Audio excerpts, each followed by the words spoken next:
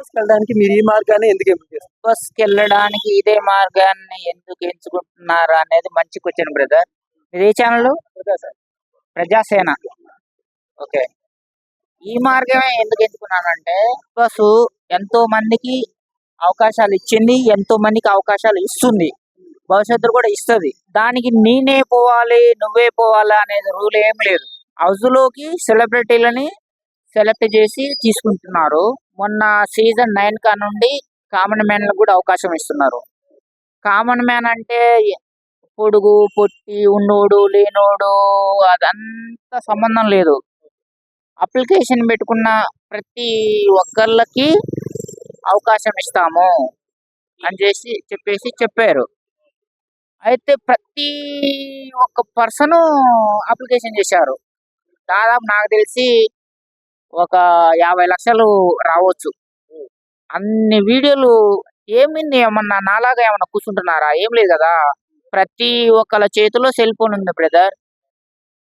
ఒక వీడియోనే కదా, మాది పలానా ఊరు, మేము ఈ పని చేస్తున్నాం సార్, నాకు కూడా బిగ్ బాస్ లో ఆడాలని ఉంది, మాకు అవకాశం అని చెప్పేసి ఇట్లా ఆంధ్ర నుంచి తెలంగాణ నుంచి అన్ని వీడియోలు పోయినాయి. 50 లక్షలు పోయినాయి, కోటి పోయినా కానీ ఆశ్చర్యపోవాల్సిన అవసరం లేదు. అవునా కదా. అందు గురించి అందులో నేను ఒక్కడిని మననే సెలెక్ట్ చేయాలనే ఏంటి రూలు ఏం లేదు కదా బిగ్ బాస్ కి. అవునా కదా. అందు గురించి ఇంత మందిలో మనని ఏడ గుర్తిస్తారు, మనకు అవకాశం వస్తుందా, అది సాధ్యమయ్యే పనేనా అనే ఆలోచనతోటి నన్ను బిగ్ బాస్ వాళ్ళు తీసుకుంటే తీసుకున్నారు, లేకపోతే లేదు. నేను ఒక ఐడెంటిఫై చేసుకోవాలి, క్రియేటివిటీ చేసుకోవాలి అనే ఒక ఉద్దేశంతో Bigg Boss season 9 logo start అయిన కాడ నుంచి ఇక్కడే కూర్చున్నా. అప్పుడు ఇటుకలు లేవు, ఇప్పుడు ఇటుకలు ఉన్నాయి కాబట్టి ఇక్కడ కూర్చున్నా. ఇటుకలు లేనప్పుడు అక్కడ కింద కూర్చున్నా. Bigg Boss season 9 logo start అయిన కాడ నుండి కూర్చున్నా. ఎండకెండినా వానకు దర్శన చూసి చూసి చూసి చూసి పిలిచారు.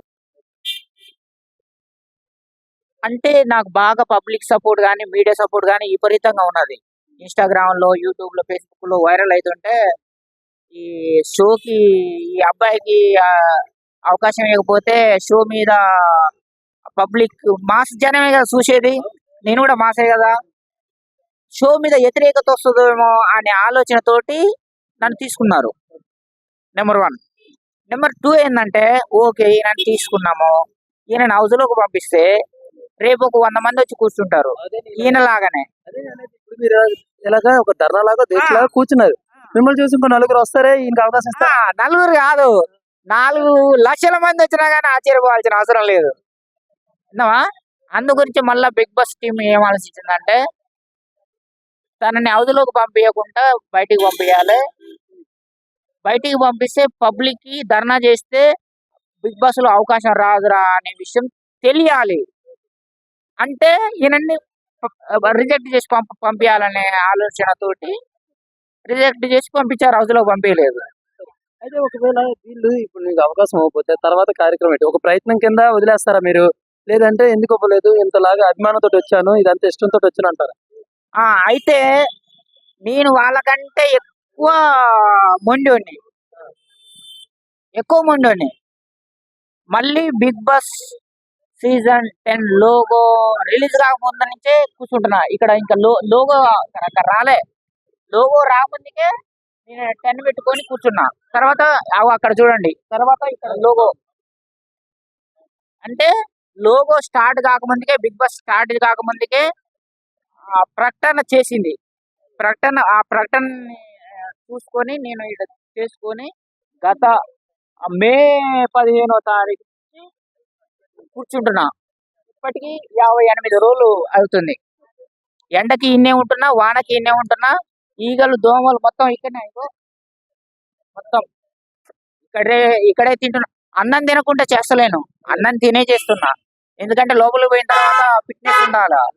డ్రమ్ములు మోయంటే డ్రమ్ములు మోయాలి, ఉరకమంటే ఉరకాలి, పరిగెత్తమంటే పరిగెత్తాలి. ఏం చేయాలంటే అది చేయాలంటే మనం అన్నం తినకుండా నేను ఉంటా అంటే అందరు ఉంటారు. అన్నం తినకుండా